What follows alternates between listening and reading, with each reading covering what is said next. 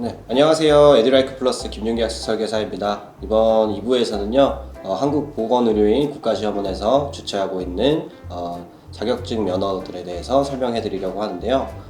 이 자격 면허들은 그 전문직에 좀 속하는 자격 면허이기 때문에 취득하시려는 분들이 굉장히 많아요. 이 자격증들을 취득하려면 어떻게 해야 되는지 이한빈 학습 설계사님 설명 좀 부탁드리도록 하겠습니다. 우선 크게 좀 세 가지로 나눠서 보실 수 있는데요. 일단 첫 번째로 준비할 수 있는 과정은 대학교 편입을 통해서 준비해야 되는 과정이 있습니다. 그리고 두 번째는 처음 들어보실 수도 있긴 한데 일단 익히 알고 계신 수시나 정시를 통해서 지원하는 전형 중 하나이고 대졸자 전형을 통해서 이제 전문대학교로 지원해서 준비하는 과정이 두 번째고요. 그리고 마지막 세 번째는 학점은행제 제도를 통해서 온라인 교육 과정으로 취득할 수 있는 과정 세 개라고 보시면 됩니다.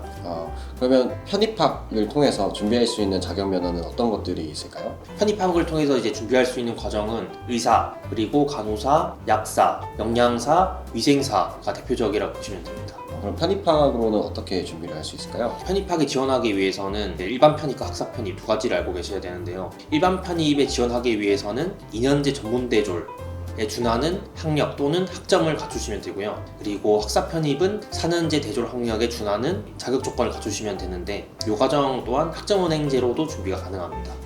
그럼 학점은행제로는 어떻게 준비할 수 있어요? 대학교의 모집 요강에 들어가시면은 학점은행제로 지원하는 전형 문구가 보통 두 가지로 표현이 되더라고요. 그 말대로 학점은행제로 전문학사 학위를 취득했거나 또는 학점은행제로 학사학위 과정 중에 60학점에서 또는 80학점 이상 보유할 시에 일반 편입 지원 자격이 된다라고 보시면 되고요. 학사 편입은 똑같습니다. 학점은행제로 4년제 학사학위를 취득하는 경우 지원이 가능하다. 이렇게 나눠서 보시면 될 것 같습니다.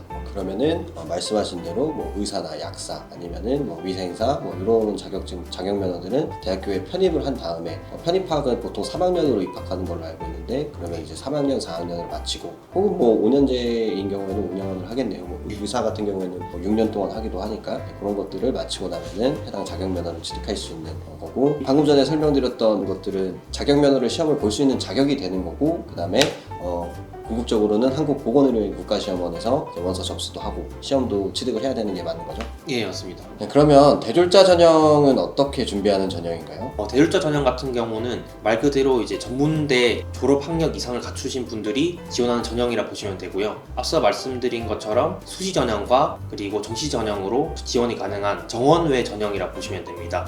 이 과정은 수시 정시라고 해서 고등학교 때 내신 성적이 또는 수능 성적이 필요하지 않나라고 생각하실 수 있는데 전혀 관계없이 대학교 성적만으로 지원이 가능한 전형이라 보시면 됩니다. 그러면 이 대졸자 전형으로 준비할 수 있는 국가 자격 면허는 어떤 것들이 있을까요? 대졸자 같은 경우는 4년제 대학은 없기 때문에 전문대학에서만 이뤄지고 있는 과정으로 지원이 가능하다고 보시면 되고요. 보통 임상병리사, 그리고 간호사, 방사선사, 물리치료사, 그리고 작업치료사, 그리고 치의생사, 그리고 응급구조사 등이 좀 대표적이라고 보시면 되겠습니다. 그러면 대졸자 전형 같은 경우에는 1학년으로 신입학하는 거, 편입학의 경우에는 3학년으로 들어간다 라고 보면 될 것 같은데 각 전형별로 전형 요소가 있을까요? 편입학 먼저 설명드리자면 편입학 같은 경우는 영어가 메인이라고 보시면 되는데요. 흔히 알고 있는 토익, 토플 같은 공인영어 성적을 요구하는 학교가 있고요. 공인영어 아닌 경우는 학교 자체에서 시행하고 있는 편입영어가 있습니다. 그래서 편입영어를 중심으로 보시면 되시고 이과 같은 경우는 편입 수학을 보기도 합니다. 그래서 문과 과정은 편입 영어 또는 공인 영어, 이과 과정은 수학까지 추가가 된다고 보시면 되고요. 이 과정들을 중심으로 해서 대학교 때의 취득한 성적 그리고 면접이 같이 이제 들어간다고 보시면 되시고 그리고 일부 학교에서는 전공 과정에 필기시험이 있을 수도 있다는 점 체크해 주시면 되겠습니다. 대졸자 전형은 좀 간단하게 보시면 될 것 같습니다. 대체적으로 면접이랑 그리고 학교 성적만으로 보통 합격자를 선발하고 있고 여기서 포인트는 대졸자 전형은 성적이 중요하다라고 보시면 됩니다. 그래서 이 두 개를 체크해 주시면 되는데 일부 학교에서는 극히 좀 드물긴 하지만 공인 영어를 보는 학교가 있긴 있어요. 대졸자 전형도요. 그래서 그 부분은 꼭 전형 요소를 체크해 주셔야 되고 가산점 형태로 공인 영어를 이제 좀 채택하는 학교도 있으니까 방금 말씀드린 편입 그리고 대졸자 전형 두 개를 보시면 되는데 난이도 상으로 보면 당연히 이제 편입이 준비할 게 좀 많으니까 조금 더 어렵다라고 볼 수가 있고 그리고 대졸자 전형은 성적을 좀 잘 준비하면 그래도 합격률을 높일 수 있다라고 구분하시면 될 것 같습니다.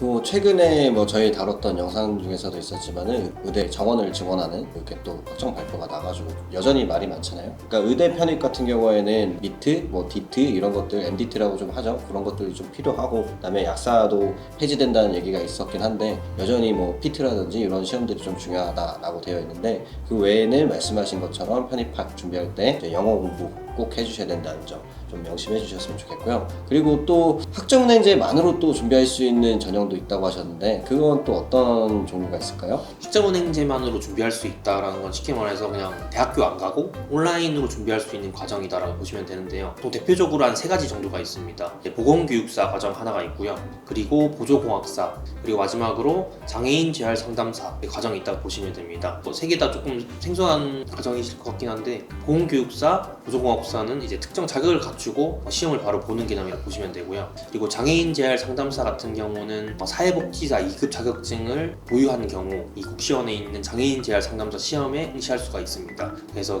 결론적으로는 사회복지사 2급을 따면 시험을 볼 수 있으니까 이 또한 학점원제로 준비를 할 수가 있는데, 대신 이제 온라인 과정이라고 말씀드렸는데 사회복지사 2급은 실습 과목이 하나 있어서 이게 있다는 점도 좀 체크해 주시면 될 것 같습니다.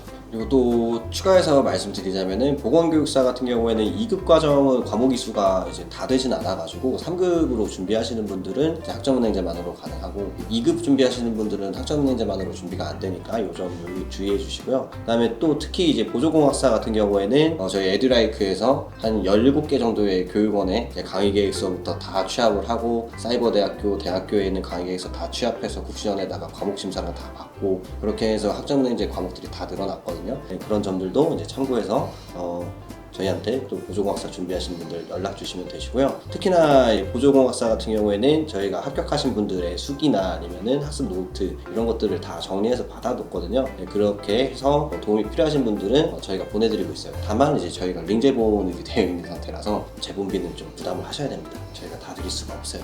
2부에서 한국보건의료인 국가시험원 자격시험을 준비하는 과정은 이렇게 마치도록 하겠습니다. 감사합니다.